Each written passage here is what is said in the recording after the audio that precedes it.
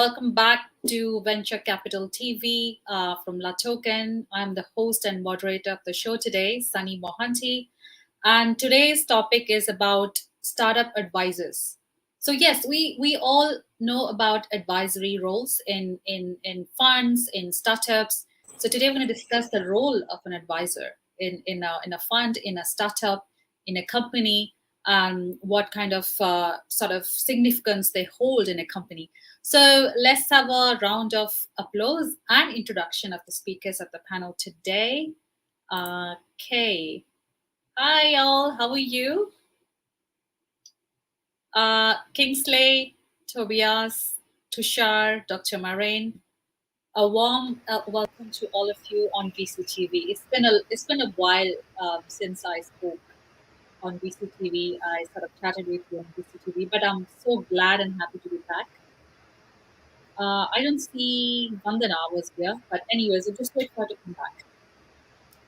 So the format of the show is for the new ones, for the ones who joined us for the first time, Tobias, is like I'll be going to you, you introducing yourself and your company. What do you do? I'll be obviously, asking the same question to all our speakers. Then we start discussing about the topic, which is why are the startup advisors important in any company? Okay. All right. Awesome. Can we start with you, Tobias? Like your introduction, what do you do, which company you represent, and how are you involved in funding investments and startups? Absolutely, it's a pleasure to be here, Sunny. Thanks so much for having me. I give you a bit of a background. So we have been investing in blockchain-based companies and also non-blockchain-based companies since the last couple of years, and then predominantly over the last 2.5 years, where we invested in 50 plus companies on 6 different continents, and we just recently sort of are in the process of launching our another fund, which is a $75 million early stage fund for a very similar investment strategy. We recently had a bunch of breakout companies such as Splinterlands, which is now the biggest blockchain game in the industry, and we backed them at a pre-seed stage. Luna Crush is similar. So yeah, I'm a big believer in the space, and I think what kind of makes us a bit unique in that space, and was also pretty relevant to the topic today, is sort of how hands-on we work with our companies, right? So we help them find advisory boards, we help them drive revenue, we help them with essentially on 3 different areas, which is strategy, business development, and fundraising. So we have typically weekly discussions with our companies and even like daily ad hoc chats to really stay engaged and help them with all the challenges they have. And I do represent Blockchain Founders Fund, which is essentially an early stage VC based out of Singapore. We also have an office in Vancouver and try to cover the whole world essentially on various different industries. Fantastic. Thank you, Tobias, for joining us today on the show. And I'm sure your insights are going to be very valuable for our audience today. Thank you. Kingsley, welcome back. How are we doing today? Yeah, good evening, Sonny. It's a pleasure to see everyone here. And once again, it's family time, like you said. My name is Kingsley Kobayashi. I'm a serial entrepreneur. I invest in both blockchain and traditional projects. My first startup was in 1993, and that was Hurricanes International. It's still around today.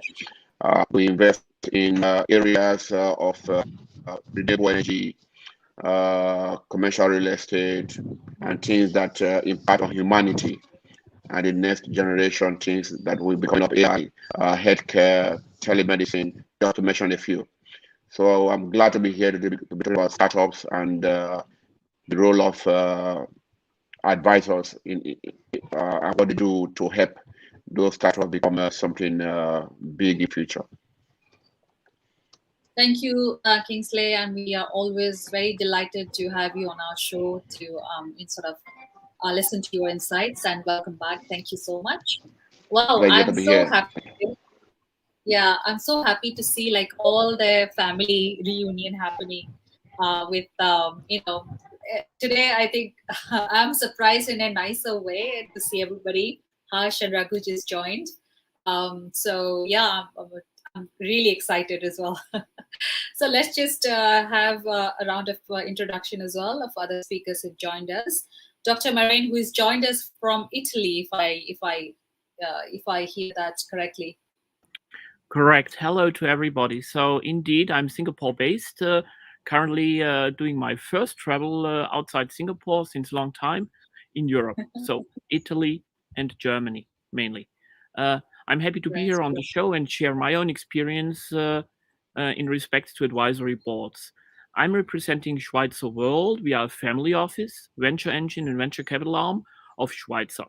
Schweizer, and we've been joking about that a lot in VC TV shows, is called a dinosaur. Why that?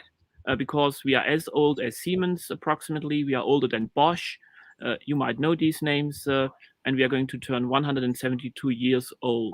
So we've seen a couple of things and built many companies during that long time. It's a sixth generation family business listed at the Frankfurt and Stuttgart Stock Exchange. So I'm running the show of the family office. We are investing into digital ecosystems in Southeast Asia. I'm sitting on 10 of our investments, which amount to 34 as an advisor. I'm also sitting on an advisory board of a German insurance, that's an MNC, active in 150 countries. So today I would like to share the value of advisors for startups in various stages, the do's and the don'ts, and also the differences to governance boards, for instance. So it's really dear for me to share my experience, because an advisory board needs to be there to deliver value and not to control or whatsoever. Absolutely. Absolutely, Dr. Marine. I totally agree. And I think the role of the advisors have evolved as we speak. And yeah, we would like to know what's the trend and what kind of role they play, especially during these times. Thank you so much for that intro, and hope everything is okay in terms of the pandemic. COVID is under control, because I remember Italy, when it started, like in 2020, was the first country to have very badly affected. I hope everything is all good now. Yeah, it looks pretty fine. What didn't change is that internet is really an issue, honestly speaking. So if you lose my video, don't be worried. I'll just relog to the platform. Okay, got it. Noted. Awesome, thank you. Tushar, let's have your intro. Thank you, Sunny. I'm Tushar Kansal. My company is Consultancy Ventures. We have close relationships with almost 350 global investors, and we guide venture capital and angel investments into startups. I'm personally an investor in 4 companies. I have handled the private equity assignments at Deloitte and Touche, been part of the team at Brand Capital, which is Times of India's venture arm, and headed the treasury with the Russian telecom company Sistema's India unit, raised almost $2.5 billion for the company in 3 years, and was CFO of a Guggenheim Partners owned company called Distribution Logistics. I'm a mentor and judge at 4 of the top 5 educational institutions in India: the IIT Delhi, IIT Mumbai, IIT Chennai, and IIT Kharagpur. I'm also a venture advisor with Loyal VC, the INSEAD-led Canadian VC Fund, having a core portfolio of over 160 investments in more than 35 countries. Over the years, I've arranged funding for startups and growth stage companies in diverse sectors like education technology, fintech, consumer, B2C, B2B, D2C, and so on. Happy to be here and sharing my views on the role of advisors in the startup world. Thank you, Tushar, and always glad to have you on our shows and listen to your insights. Thank you so much. Next, I have Harsh. Hi, Harsh. Welcome back. How are you? Sonny, glad to be back, and after so many days, good to see you again after a long time. So just a short my my pleasure. Just a short intro about myself. I'm Harshetia, venture partner with our ventures, founder of Startup Hackers. Essentially, we help startups with fundraising, whether it be equity or whether it be debt. Helping them with strategic guidance to help them grow their business, as well as help them with growth marketing. Essentially, helping them with setting up their sales funnels, marketing automation, email automation, and essentially creating a predictable revenue growth for a lot of businesses. That is primarily what we do. as our ventures and as as startup hackers. Thank you so much. Thank you, Harsh, and welcome back again. Always happy to hear your insights. Very creative. Thank you. Next, I have Raghu. Hi, Raghu. I'm very happy that you've joined us finally today. I know that our times don't match. You are in the US and I'm in Singapore, but I'm really happy that you finally joined us today. How are you? I'm great, Sunny, and thanks to VCTV, and see a lot of familiar faces here. And since there are so many, I'll keep my introduction very short. I'm a serial entrepreneur, a startup advisor, an early stage advisor, and a strategic advisor from Princeton, New Jersey. I work with companies in biotech, cybersecurity, clean tech areas primarily, and I've also been an advisor through Vistage for about 45 companies, all in middle stage, early middle stage companies, helping them with going from survivability to scale up. So look forward to the discussion today. Absolutely, absolutely. And I also would like to know what's happening with your company. Yeah, I will give you an update later. Yes, SplitByte, which is in the space we are talking about, is just about to close on a funding. So we are hoping to do that within the next 2 weeks. So. Congratulations. Pre-congratulate. I mean, yes, I can always congratulate you after also. But yes, we'd like to know more about that as well. Thank you. And Raghu, welcome to VCTV. Okay. Last but not least, we have Vandana, who's just joined us back as her computer crashed, and she's back now. Hi, Vandana. Can you hear me? Yeah. Sorry, Sunny. Yeah, I can hear you. Okay. Let's start with your introduction. Am I have something to audible announce. I think your connection is a little sort of am I audible laggy. and visible? Yes, you're visible. Please go ahead. Yeah, I think there's a lag today for some reason. I'm not sure why. Yeah. Thank you first of all for Sunny having me here. It's a great pleasure to be on your show. And whenever I'm on your show, it's full house. So happy to see the full house. Coming to introduction about myself, in Singapore and Jakarta, family offices and angel investors in Jakarta, Indonesia, helping startups from a diverse background. And after 15 years of staying there, I came back to India. That is when Convanto was found. And today, Convanto is one of the most well known boutique investment banks led by a female founder. I'm also a venture advisor with Loyal VC and a partner with GST Venture Studios. I've also been selected as one of the top 10 women leaders in Wealth Management 2021. My brand, Convanto, comes under the top 10 women entrepreneur brands. My expert opinion is sought in leading business news channels like VCTV, Business World, and I've participated in 160 plus talks all over the world. I have an investor connects of 300 plus globally investor connects. We are sector agnostic and typically we do a $1 million to $25 million. And thank you once again for having me here. Thank you enough for being here. I have to make a short announcement. So Vandana's, Vandana's company Convanto is offering a special discount for the VCTV viewers, a 10% discount for documentation fees and 1 hour free consultation for those who sign up on the show today. So this is for grabs, guys. I mean, the viewers, this is for grabs. So Vandana is offering her advisory services for those who are going to sign up, and the link is here below, and it's on the post as well. So it's for grabs. Thank you, Sunny. Okay, awesome. All right. Talking about advisors, let's just start with the basics first. I would like to know who is an advisor, who can be an advisor, what kind of experience or knowledge they carry that they fit into that role. Maybe with Dr. Tobias. Yeah, definitely. I think it's an excellent question. I don't think there's like a none plus ultra sort of answer to that. I think it really depends on what you're looking for, right? But I think for me, it is really important that advisors are aligned with what the company is doing, right? So that you actually have someone, you bring him in as advisor because he or she can solve or help you solve a specific challenge, right? Which could be from a technical perspective, which could be from a business perspective, or from entering a new market.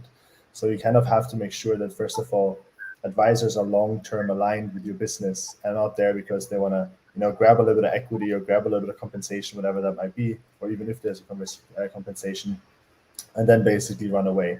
You want to have someone who is committed and really believes in what you're doing, right, and sort of really supports your business from that perspective, and then can add tremendous value on that area you want to have in joining your business, right? So especially if you're a startup and if you're new and if you're small, you always lack a little bit of credibility, right? It's always challenging, especially in a sales cycle, or from that perspective. If you want to reach out to a bigger corporate, how would they trust you, right? How would they believe in what you're doing? But obviously, if you can show them that you have a strong advisory panel, or even if some of them has the connections to can make the introduction, that obviously is very, very helpful, right? So I don't think any profile technically could be an advisor, right? As long as it adds specific value to your business, and it's not just there because someone wants to, make your LinkedIn profile a little bit nicer, but actually adds value and is aligned with you, and likes your story and likes where you're coming from. And I think then it's about like organizing an advisory board, which is very broad in terms of how you would need it, right? So you probably have an advisor who's more on the investment side, maybe an advisor more on the technical side, maybe an advisor more on the go-to-market side, right? And these advisors should be relatively high-level people. I mean, if you can get them, that'd be great, obviously, who have good connection to the industry and also that expertise they can offer to you as a startup. And then it's important that they will support you on a long-term basis, with answering your questions, jumping on calls, having ad hoc conversations. And then it depends on negotiating the best way of getting them engaged on whatever way possible, right? It's a very high-level answer, but I think it's a good way to start. And then obviously you can jump into more like areas when the advisor would be necessary or how they would be engaged. Perfect. I think that's a great start, Tobias. I mean, really, the way you put it, like somebody to sort out your LinkedIn. I mean, that's a great start. I mean, let's just hear from others as well, what they've got to say, and we can conclude and summarize who exactly an advisor is, and what are his duties and roles and responsibilities when he joins our board. Next, I'd like to go with Dr. Maureen with this question. Yeah, it's a very important question actually. So let me explore a little bit the difference between governance boards and advisory boards or advisors. Let's start with advisors. What we often see in the startup space is you have advisors for credibility. That's a good thing. And then there are a lot of family and friends. They are kind of there, have a good time, but they don't really have a lot of KPIs. So down the road, there might be dissatisfaction because you're not getting what you were expecting. So I recommend to structure advisory boards. Secondly, we need to understand the difference between a governance board and an advisory board. Governance boards actually are there to make decisions and help drive the company, while advisory boards are purely think tanks that help you explore ideas, but they are not there actually to help you run your business. They are there to give you input, to open you doors to their network, if it makes sense, and to do a structured process. So looking at advisory boards, I think it's important to think about an advisory board and not only as individual expert advisors who jump in, jump off, are there for a certain time, might be time consuming, might be also kind of not motivating too much your organization, because any advisor that jumps on in a not so orderly manner needs to be entertained with a lot of data. They ask questions, the questions might be asked again and again and again. So these are the don't do's. So I suggest and propose get yourself into a structured process for an advisory board. That generally takes 2 to 3 months onboarding sessions, and there should be a set of advisors on advisory board. Let me come to that a little bit later in our today's session. How I feel like setting up advisory boards can be very valuable for startups. Absolutely, absolutely. I totally agree. Thank you, Dr. Marin, for that. Next, Dr. Kingsley, let's just hear from you. Yes, thank you, Sonny. Advisory board is very, very, very important. To a lot of people, being on the advisory board of a company, for them is an achievement. It's not actually an achievement, it's a responsibility.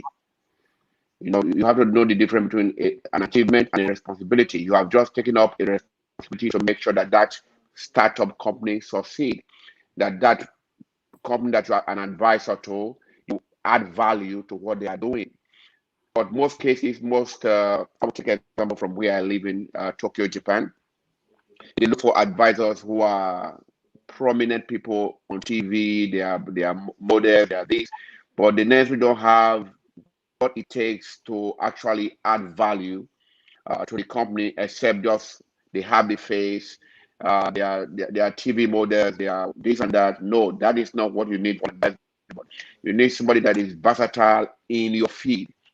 In whatever project you are doing, the person has to be versatile there. He has to have the company or the project at heart. He has to understand the project and help you to add value to it, help you to change things where they need to be changed, ready to work with you all the ways until you succeed.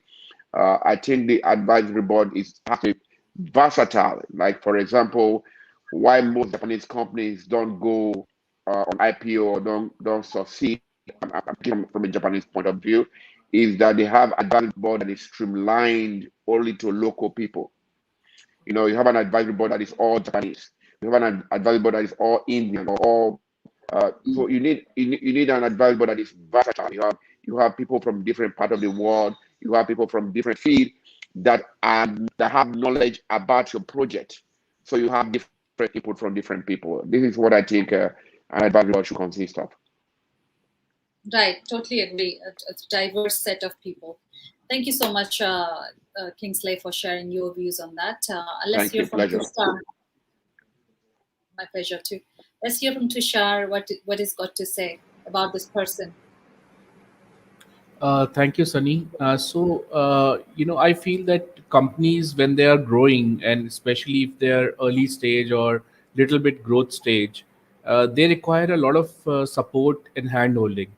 And while one can always give support in terms of narrating how others are doing it, or how some previous company is doing it in terms of management principles and strategy, but a lot of the time these startups, they need business connects. They need to be referred to the right business, and they need capital. And apart from capital and business, they need relationships across the ecosystem. And more than that, they need to create an ecosystem around them. And that is why we have communities inside startups, and startups, they want to be a part of a lot of activities, including seminars and webinars and so on and so forth. So to me, an advisor is someone. I have been an advisor with almost 10 companies in the last 3 years, and I pick and choose my companies because I will only accept an offer if I feel I can add value to that company. And adding value would, of course, mean getting access to funding, but also getting them business, and putting them through Indian and international relationships from where they can form a circle of trust and get business. And that is what I feel an advisor can do in support of the startups where he's working for. Thank you. Absolutely, absolutely. Thank you so much, Tushar, for sharing those. Next, I have Harsh. Yeah, hi. So definitely, I would kind of compartmentalize them into three kind of advisors, right? One would be the network advisors, who have the relevant network for the right industry, and they can connect you with the right people, right? So if you have definitely senior people like Raghu and Marin on the panel who worked for 20, 30 years, and they know the right kind of people across whom you can reach out to, right? So they can help us reach out to the right people and kind of expand the network of the founder, because it takes an army to kind of create a successful startup, right? So that is where you have these kind of advisors who can connect us with the right networks which are required to expand the business. So that would be one category. One category would be strategic advisors. How I would differentiate them from network advisors would be that they help you think through multiple different perspectives at the same time, and so that you can then kind of create your own. The founder can then kind of create your own process and approach, right? So if suppose the founder is contemplating a specific business choice or a business decision, right, then you can have these kind of strategic advisors who can help them create multiple situations, kind of how game theory works, right? You create multiple situations, multiple simulations with multiple outcomes, present those options before the founder, and then collectively deliberate on that. So that is a consultative kind of a strategic kind of an advisor who can help you in those regards. Then you have the operative advisors who essentially directly have specific skill sets who can help you grow the business, right? So I typically come into that category with the specific skill set which I have in terms of growth and fundraising. We work towards specific activities where we help in the marketing side of it or the sales side of it or the fundraising side of it. That's where we typically come in, where we help in specific action for the specific startups which we like to work with.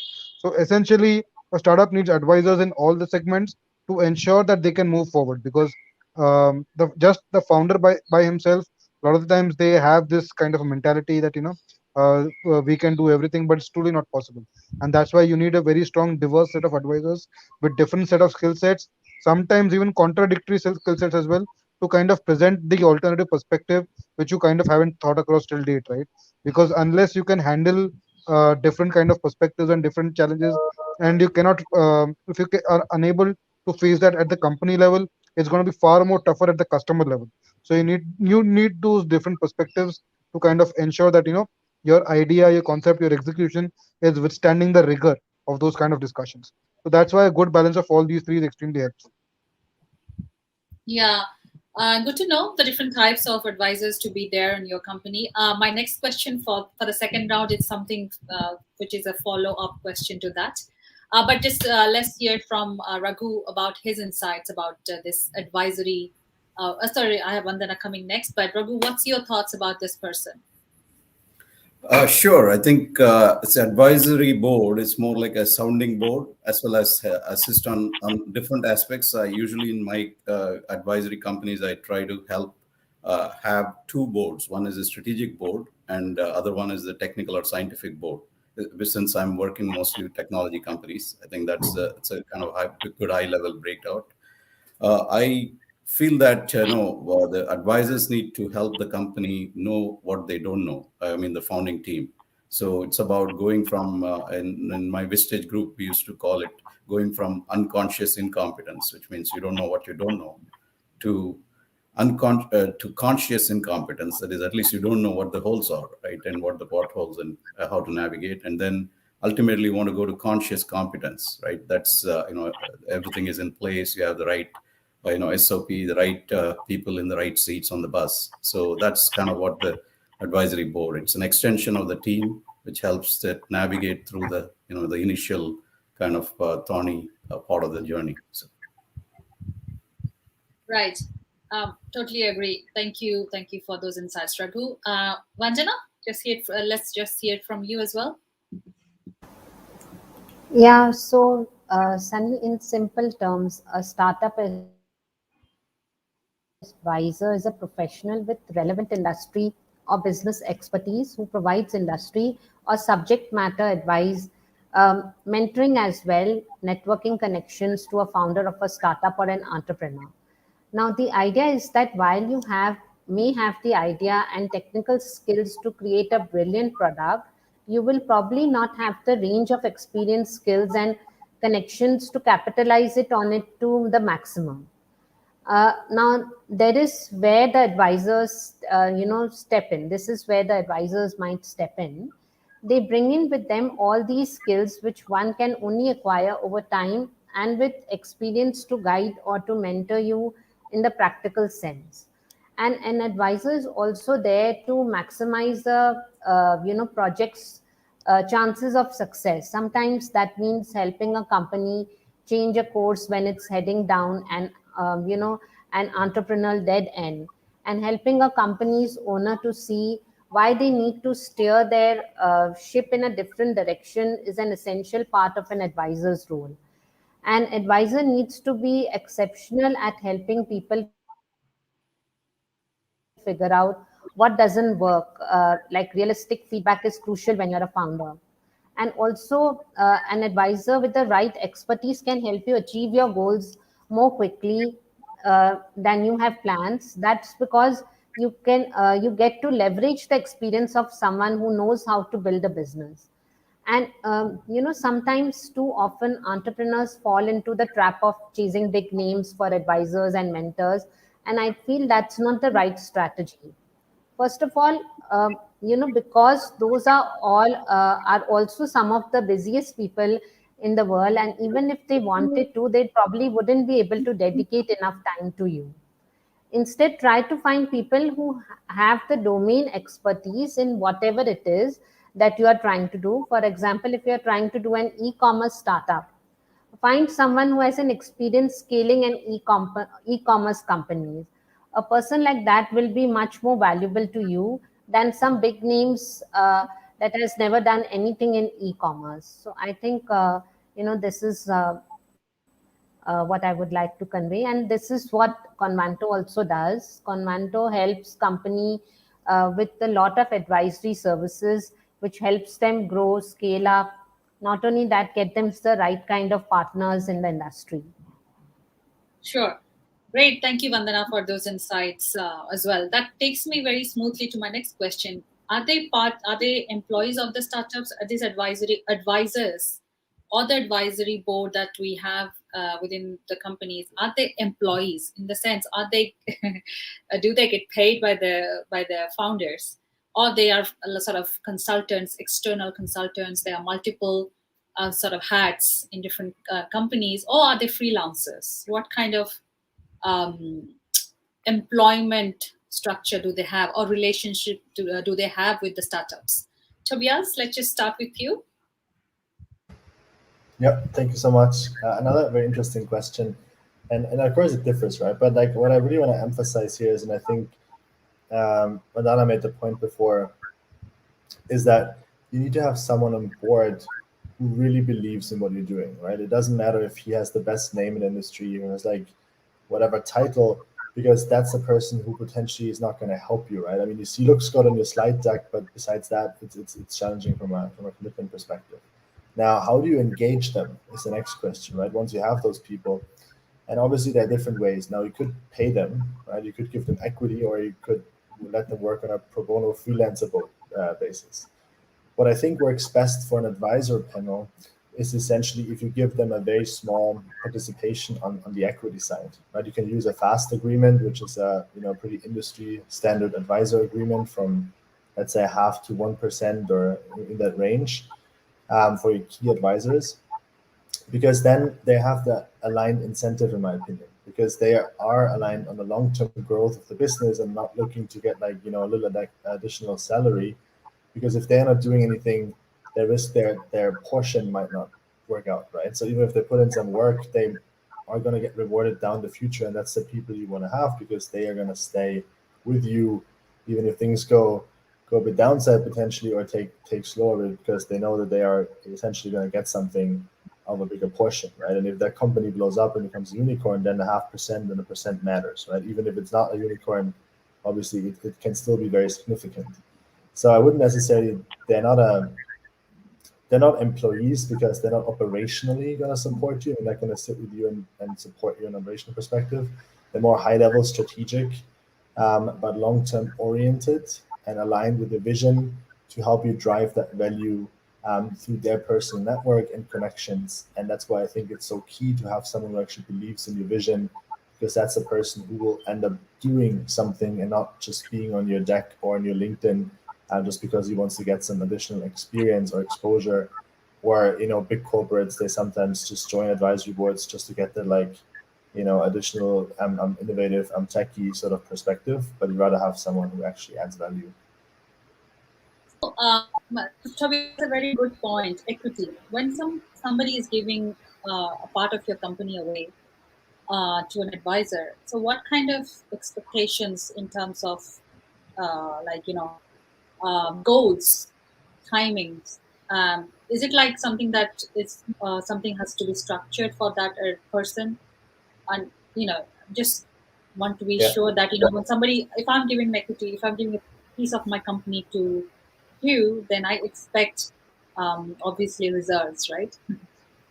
Yeah, so I think there's two ways of looking at it, right? So first of all, I wouldn't necessarily give the person immediately equity, right? I mean, you want to have and build a relationship with that person, and once you feel okay, it's the right partner, then you have an agreement which typically has like a cliff or has a vesting period over a certain amount of time. So you don't give them like 1% equity up front, right? Because then the whole point is like basically not working, right? Because you want to give them, over a year or like 1.5 years with a 3 months cliff. So you want to make sure that they actually join, and then it gets vested through the effort, which is kind of like sweat equity in a sense, right? If you look at it, and I think from an engagement perspective, I think it definitely needs to be aligned, right? I mean, how many calls do you have? How much engagement do you expect?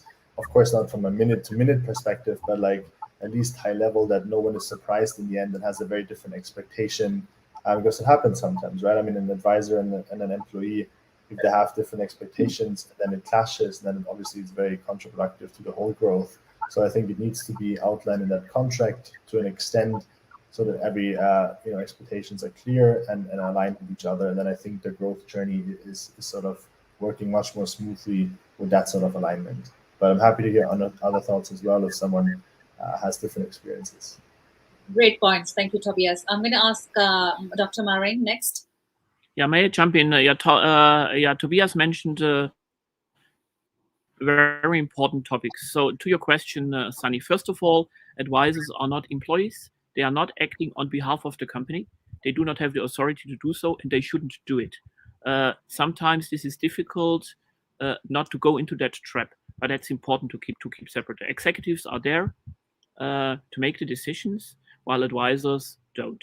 So that's one level. The other one is being paid. Professional advisory boards, they require remuneration because there's a deliverable to the startup. And then you can agree with advisors. Do you want to pay them in cash? Do you want them to pay with share options, or a combination of both? That's the underlying set of how it is paid. So I think it's very important actually to do a proper onboarding. Many startups, they just, from experience, we just don't know what do we exactly need as an advisor. We have ideas. We might need a strategic advisor. We might want to have somebody who's opening a network. We might need to have some expertise, so an expert advisor down the road. So a typical onboarding journey would look like that. First of all, you really need to focus on assessing the needs of the startups. This can be done structured. We are doing that actually via a web portal. So we kind of define the status quo. From there, we jointly define the KPIs. So what KPIs shall the advisory board fulfill, and how is the advisory board being measured down the road according to the needs of the startup? This is a lot about expectation management. It might sound a little bit kind of academic, but it's really important. And you can set 2 or 3 KPIs for an advisory board too. But before that, you need to set the KPIs, so the needs of the startup for the advisors. From there, we would want to set up a charter. Tobias had mentioned that a little bit already. The charter is actually typically a simple way. How do we want to work together in all kinds of aspects? And from there, we would move on to staffing the advisory board. So in generally, the startup should select a chair first. The chair is actually the person who is going to manage the advisory board, which generally has several members.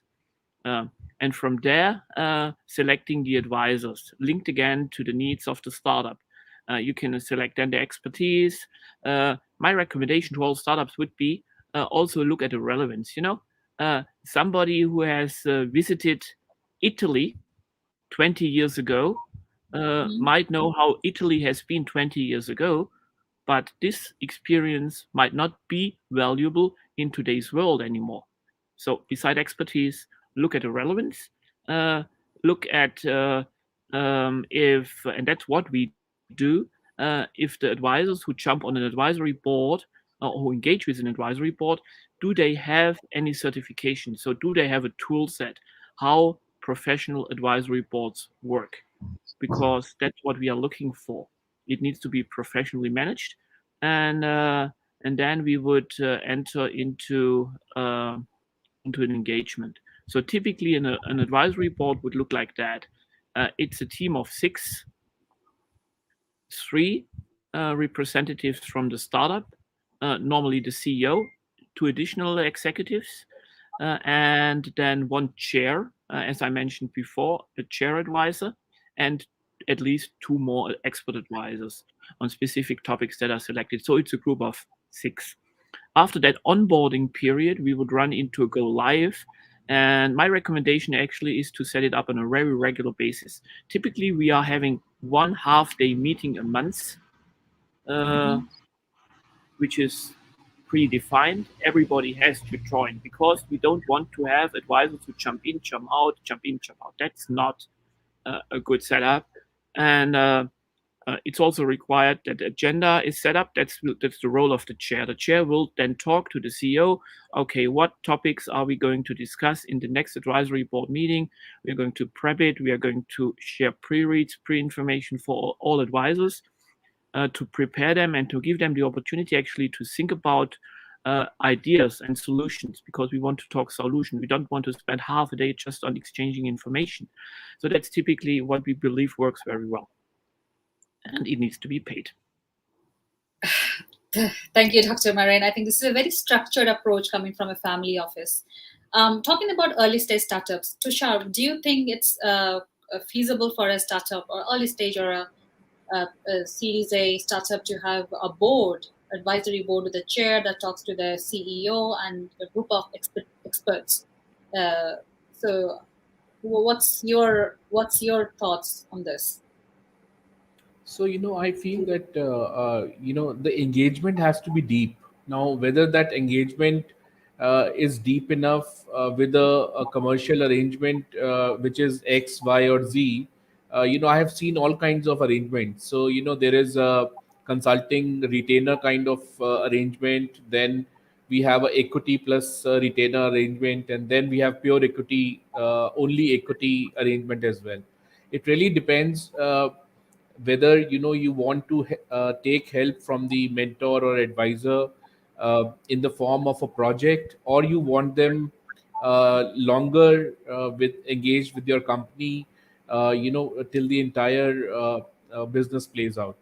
And what I've seen with the advisors who I respect in the market is that the companies always want a longer arrangement, so the equity part is always there.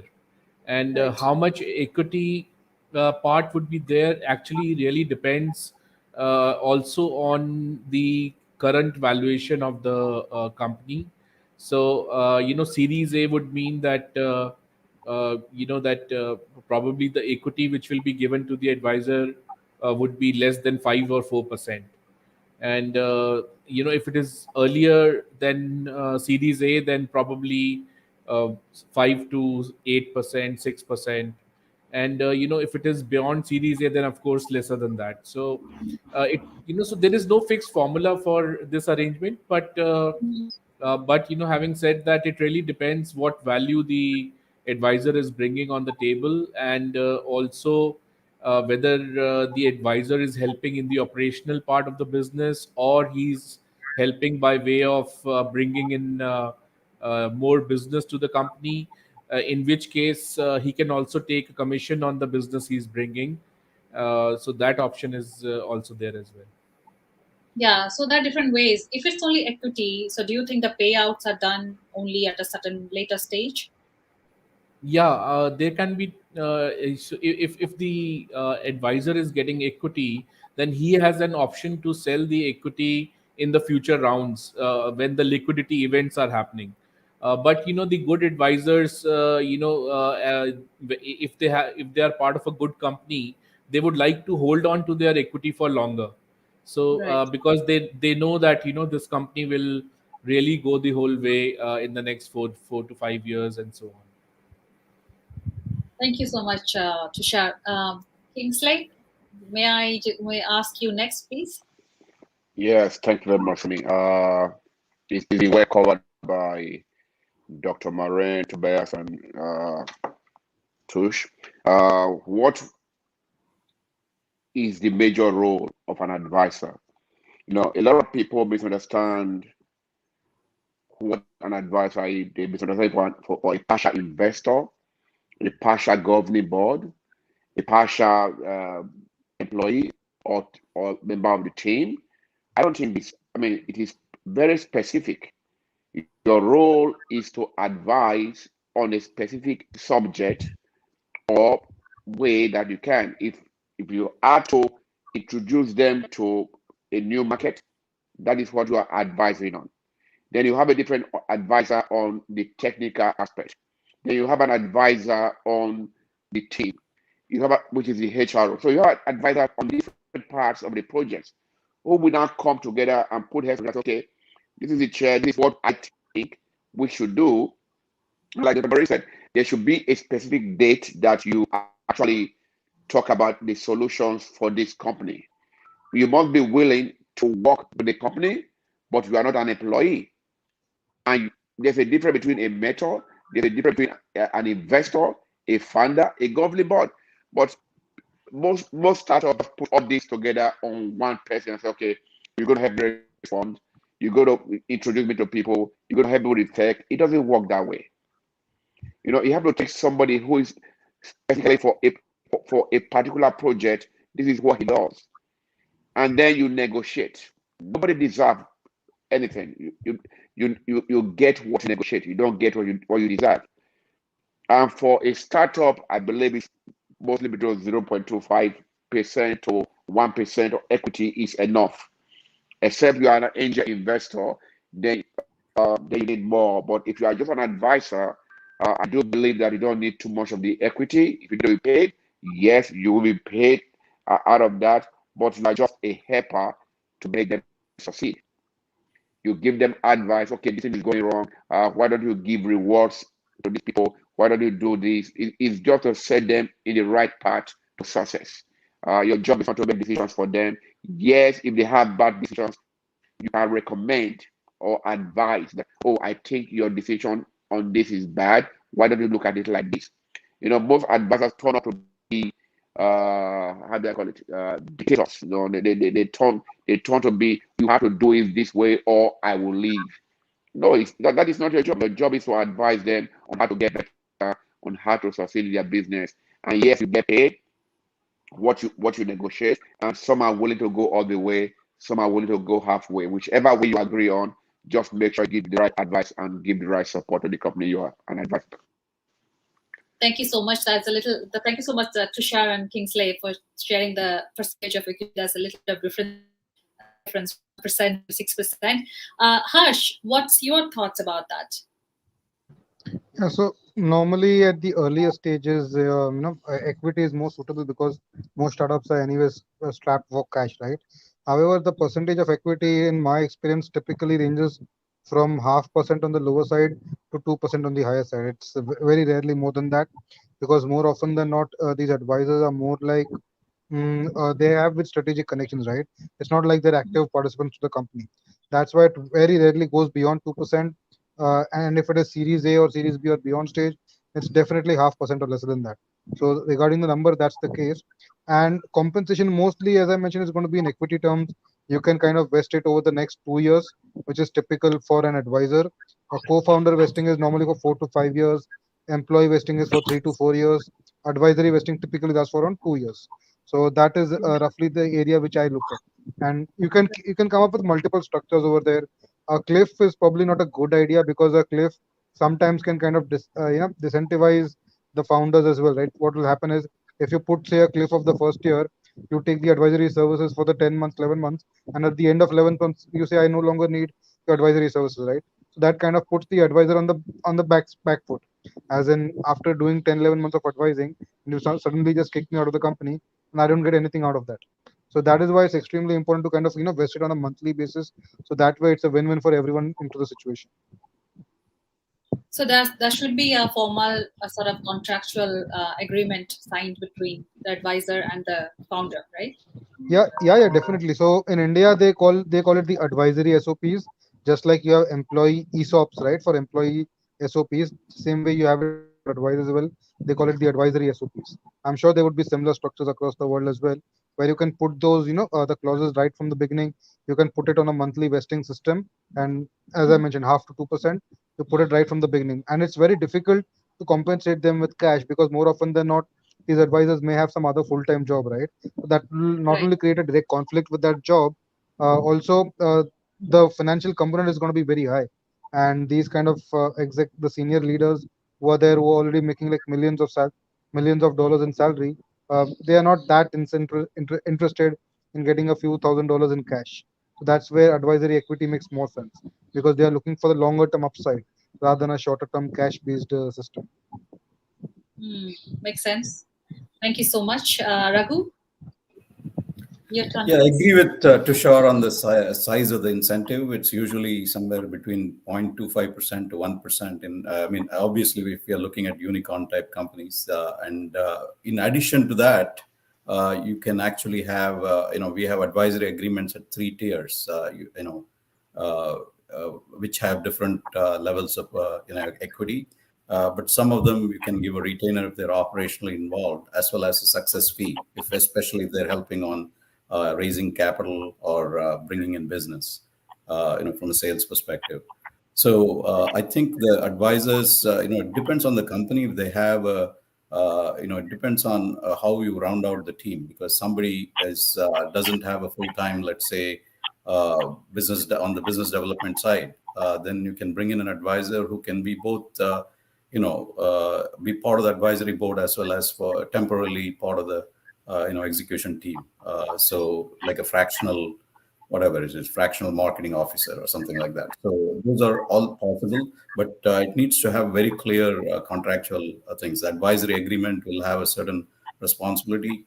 Execution agreement will be a separate one, like a consulting agreement. So each will have its own, objectives and goals, as well as milestones, if it's success based. So it's very clear. Otherwise, the more ambiguous it is, the more difficult to, for both parties. Just anything measurable makes it a lot easier. So Absolutely.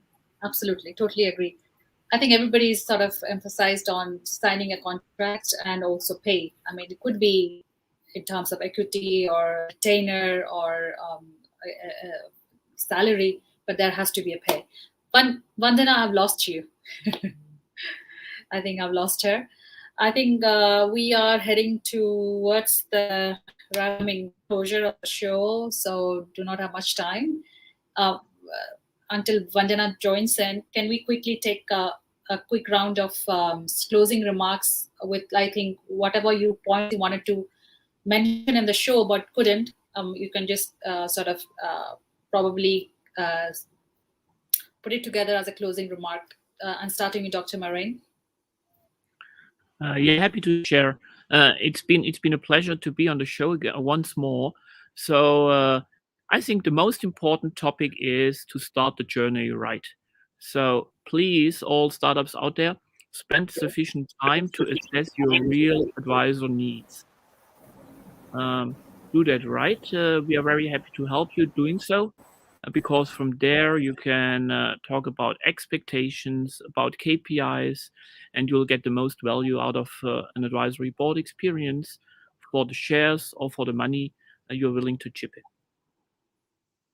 Oh, great. Thank you, Dr. Marain. Where can startups find you if they have to reach out to you? You'll find me via our webpage and certainly on LinkedIn. Please reach out to me, and I'm very happy to run the assessment I've been talking with you individually, that you get a real flavor on how we are approaching an advisory board mandate, if it makes sense. And it has to make sense for both sides. And there's also the personal level, because you need to get along. It's a very close relationship behind the contractual topics we've been talking about today, which are charter. The charter is what are you doing for the startup and what does the startup do for the advisors, and then you need to have the contracts in place. We've heard that before. Thank you so much, Dr. Marin. Vandana, are you back? Because I see you back and forth, like, offline, online. Are you there? Okay. Tobias, your closing remarks, please. Yep, definitely. So also thanks for having me on the show. It was a pleasure meeting all of you and talking about advisors.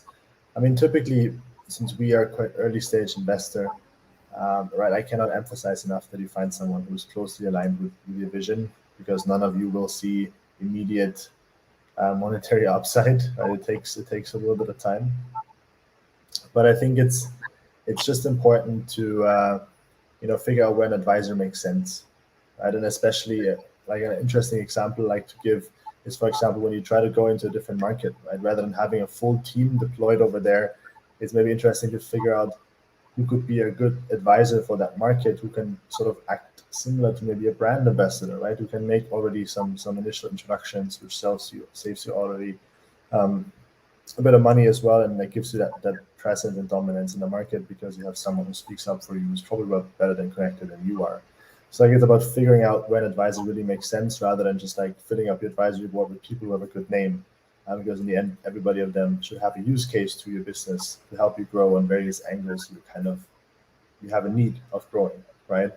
And it's also important that you get a well diversified advisory board, and not just having like 4 people who are good at fundraising but none are good on the technical side, right? Just because they have a good name, it might be good to limit yourself to one of these 4, and then get someone else who's better on the other side to have a well balanced, who can really give you a very good upside. And then it's about, as Dr. Marin said before, to really bring something to paper, have a charter or even something similar when if you're too early stage, that everybody's aligned and no one is surprised if someone is not happy with the current development, right? And everybody, of course, needs to be to some extent rewarded.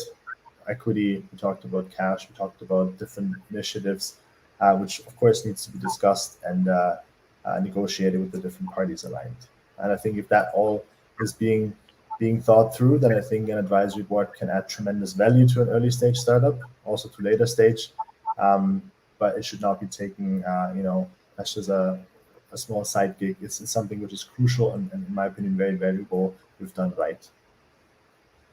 Great, absolutely great points. Tobias, I'd like to ask, because obviously you run a fund, so what kind of portfolio startups you funded, and what are you looking to fund in future? And where can these people find you? Absolutely. So we look at all early stage companies from pre-seed up to pre-series A. We look at very globally. So we already have companies across 6 continents. We don't do anything hardware related, so we're very much on the asset light side of things. We look at blockchain companies, emerging tech companies who can really solve a problem, right? So we always really sort of long-term aligned with them. We hope to follow on multiple rounds if, of course, the company is aligned with us and the performance is correct. And yeah, we typically work very hands-on with our companies, typically on a weekly sort of basis to help them scale on very different angles. And I'm always reachable on LinkedIn, try to be very responsive. And of course, on the website of Blockchain Founders Fund or via email if someone can reach me as well. Thank you so much. Thank you. Thank you. And Tushar? Yeah, so I agree with Raghu there, on the need for a very close interactions and relationships with the companies where you are advising them, you are mentoring them.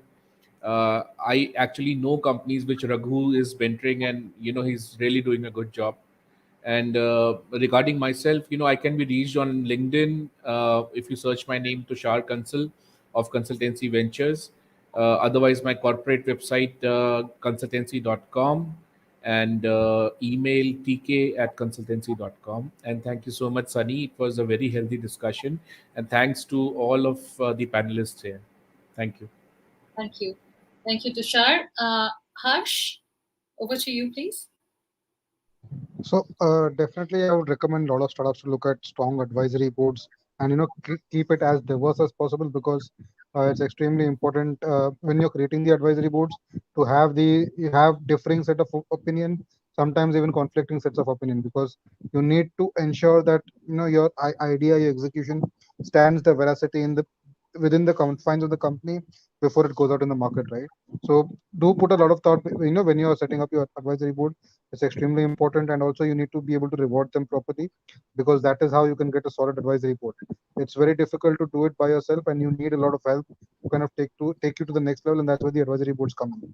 So if any startup needs help with me in any form, any way, shape, or form, in terms of fundraising, growing the companies, marketing, sales, anything of that sort, feel free to reach out to me. I'm available on LinkedIn at Harshetia. Looking forward to connect. Thank you so much. Thank you, Harsh. Thank you. Vandana, are you back?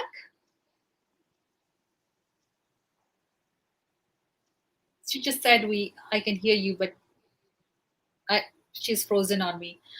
Okay, Kingsley, your closing remarks, please. Yes, thank you very much. It's been a pleasure being here today. I have Am I with? learned a lot. I have learned a lot myself today, and I wish our listeners out there have learned a lot too. Uh, Advisory board is very important for a company to succeed, for a startup to succeed, but you have to look for people who can add value to your project, not just people who have the names or who are role models for people in different projects, but you need people who understand your project and are ready to work with you to make it succeed. Also, you also have to know what value can this person bring to you, and know what you can offer to the project or the startup company. So the agreement part of it is actually left to the founders, the team, and the advisor. But what is important is that you should both agree on what you should bring to the table, and have communication from time to time. What happened is that there's a break in communication because there's no setup time to have that communication every week or every month, and then people forget about it, and then you say, "Oh, this advisor is not good. I need a different advisor. I'm going to drop you under this contract, under that contract." No, lots of people can work with you and work with them to succeed. My name is Kingsley Kobayashi. You can reach me on LinkedIn on kingsleykobayashi.com, on Kobayashi Group, or just type in Kingsley Kobayashi, and also through Latoke. Thank you very much, Sonny. Thank you, Kingsley. Next, I have Raghu. Vandana, I'll come to you last, because your connection is sort of breaking up. Raghu, let's just hear it from you about your closing thoughts. Sure. I can be reached on LinkedIn at Raghu S. Rao, and I look forward to talking to companies and helping them on their journey. I think the key thing with the advisory board is to utilize not only the company resources but also the advisors' resources, because many of them are busy. So I would strongly, especially technology companies, split the advisory board into strategic and technical separate advisory boards, because some of the things like in biotech, the technical people may not really want to discuss on the business side. They will be more focused on whatever it is, the IP side and all that. So that's especially high tech companies. I think it's good to divide them into strategic business advisory board and a technical advisory board. And also there is a third option, which is peer advisory boards. There are multiple ones, especially because startups, they may not have a lot of money. There are things like EO, Entrepreneurs Organization, Vistage, TAB, CEO Forum. Many of these are for the founder, operators to just join, like in a peer session setting. There's many incubators and accelerators also provide the same kind of ecosystem where you can take your issues to your peers, and then people discuss and learn from each other. I think that's another great option. Thank you. Really enjoyed the discussion. Thank you, Raghu. Vandana, are you here?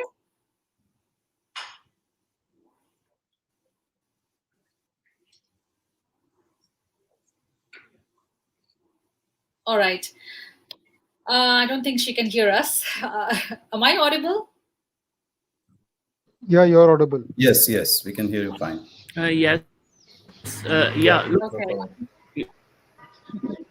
looks like we need to enjoy the free advisory session with Vandana to be able to speak to her. So go for it. Okay. All right. So, okay, probably she's gone now. All right, no worries. Thank you so much, all of you, for your time today. I think I learned a lot about this the role of an advisor in a company, be it a family office or a blockchain fund or a startup. So thank you for sharing your insights. It was an amazing session in terms of information sharing and networking as well. I hope to see you all again on another topic, another episode of VCTV. Like I say, a little VCTV family reunion. And take care of yourself from wherever you're dialing in from Italy, from Singapore, from India, from New York. Stay safe, stay connected, and we'll speak soon. And take care. Bye bye. Thank you very much. Bye. Bye bye.